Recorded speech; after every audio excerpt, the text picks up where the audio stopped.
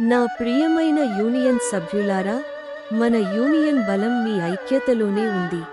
భవిష్యత్తులో మరింత ఉన్నతమైన విజయాలు సాధించడానికి కొత్త కార్యాచరణలను అమలు చేయండి.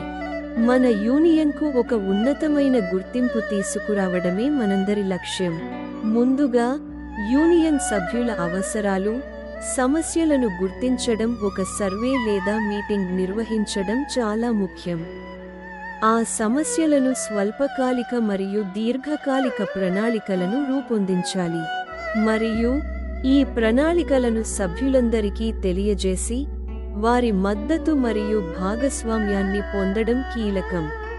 నియమ నిబంధనల ఏర్పాటు చేసుకోని యూనియన్ నిర్వహణ కోసం స్పష్టమైన నియమాలను రూపొందించడం మొదటి అడుగు. ఇందులో సభ్యుల బాధ్యత, కమిటీ సభ్యుల ఎన్నిక విధానం, నిధుల నిర్వహణ మరియు మీటింగ్లకు సంబంధించిన నియమాలు స్పష్టంగా ఉండాలి.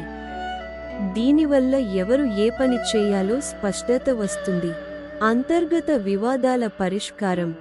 పొరపాట్లు జరగడం సహజం, అయితే వాటిని సమరసంగా పరిష్కరించుకోవడానికి ఒక కమిటీని లేదా పద్ధతిని ఏర్పాటు చేసుకోవచ్చు.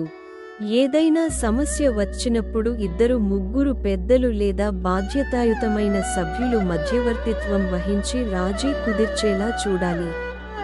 యూనియన్ సభ్యుల మధ్య సమర్థవంతమైన సంభాషణ లేకపోతే అపోహలు వచ్చే అవకాశం ఉంది. కాబట్టి అందరికీ అందుబాటులో ఉండేలా రెగ్యులర్ మీటింగ్స్ ఏర్పాటు చేసి యూనియన్ నిర్ణయాలను, ఆర్థిక వివరాలను అందరితో పంచుకోవాలి. భవిష్యత్తు ప్రణాళిక. యూనియన్ సమస్యలు పరిష్కరించడానికే కాకుండా సభ్యుల సంక్షేమం కోసం భవిష్యత్తు ప్రణాళికలను కూడా రూపొందించారు.